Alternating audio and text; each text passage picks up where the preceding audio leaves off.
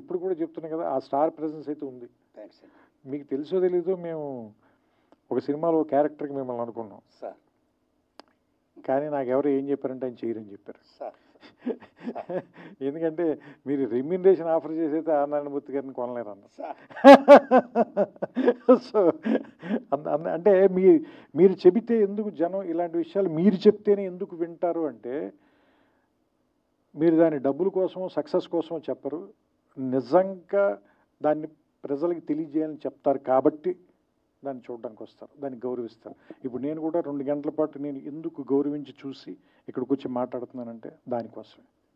So ఈ cinema ఆడాలి, మీరు ఖచ్చితంగా నెక్స్ట్ సినిమా ఇంకా చాలా ఏమంటారు దాన్ని,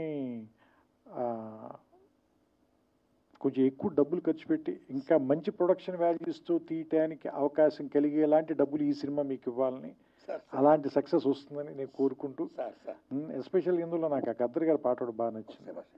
అది గద్దర్ గారు రాశారు, మీరు చెప్పిన తర్వాత నాకు ఇంకా ఆనందం వేసింది, ఎందుకంటే నాకు ఇష్టమైన రచయిత ఆయన.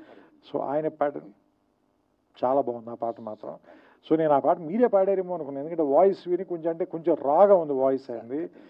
సో అంటే ఆ పాత రికార్డింగ్ని వాడుకున్నట్టున్నారు మీరు, అందుకని that was a good song తాత ముత్తాతలు ఆ song. And I like the film అండి, నాకు నచ్చింది సినిమా. సో మీ అందరికి కూడా నచ్చుతుందని ఆశిస్తున్నాను. మరోసారి మా కోసం ఇంత రాత్రి సమయం వరకు వెయిట్ చేసిన పాత్రికేయులందరికీ కూడా నా కృతజ్ఞతలు చెప్పుకుంటూ, నాకు అవకాశం ఇచ్చిన నారాయణమూర్తి గారికి మనస్ఫూర్తిగా నా అభినందనలు. అండ్ ఈ సినిమా సక్సెస్ అవ్వాలని నేను ఆకాంక్షిస్తూ ఆయనకి నా శుభాకాంక్షలు తెలియజేస్తాను. థ్యాంక్స్ అయ్యో మీరు అలా అనకూడదు. Thank you sir, thank you all, thank you. Inspire is our success mantra and Sun is the right choice for you.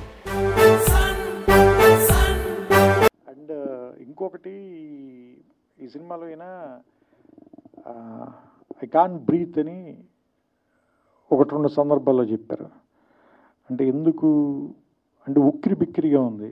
ఎవరికి ఉక్కిరి బిక్కిరిగా ఉంది అంటే, ఈ సినిమాలో చూస్తుంటే నాకు అనిపించింది, పిల్లల చదువుల కోసం, వాళ్ళ భవిష్యత్తు కోసం వీళ్ళ వర్తమానాన్ని తాకట్టు పెట్టిన తల్లిదండ్రులకి చాలా ఉక్కిరి బిక్కిరిగా ఉంది.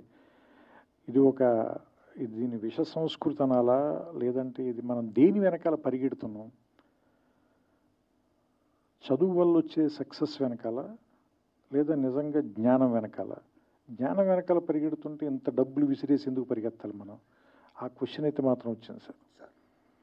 సో అంటే యాక్చువల్గా జ్ఞానం మనకి ఆనందాన్ని ఇవ్వాలి, ఇంత నొప్పి ఎందుకు ఇస్తుంది, ఇంత బాధను ఎందుకు ఇస్తుంది, మన కన్న వాళ్ళకి ఇంత కష్టాన్ని ఎందుకు ఇస్తుంది. ఎందుకంటే నేను కూడా ఇంజనీరింగ్లో ర్యాంక్ వచ్చి, బట్ అది ప్రైవేట్ కాలేజీలో వచ్చింది నా ర్యాంక్, 3000 చిల్లర ఎంత ర్యాంక్ వచ్చింది.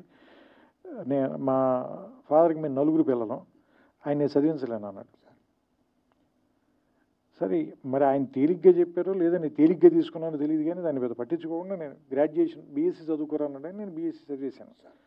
కానీ అంటే ఇప్పుడు వీళ్ళని చూస్తుంటే అప్పుడున్నంత తేలిగ్గా సమాజం ఎందుకు లేదు, ఇప్పుడు మనుషులు కూడా ఎందుకంత తేలిగ్గా ఎందుకు లేరు, ఎందుకంత సుఖంగా లేరు, ఎందుకంత బరువుగా ఉన్నారు అంటే, మనం అంత ఒత్తిడి పెట్టేస్తున్నాం పిల్లల మీద. ఇందులో పెట్టారు చూసారా, నువ్వు అన్నం కలుపుకునే టైంలో పుస్తకం చదివితే బెటర్ కదా అని చెప్పి మదరు, ముద్ద తిను, నువ్వు చదువుకో, అన్నం మాత్రం నేను కలిపి పెడతాను, అంత ఒత్తిడి ఎందుకు పెట్టేస్తున్నారు పిల్లల మీద. అంటే వాళ్ళ భవిష్యత్తు గురించి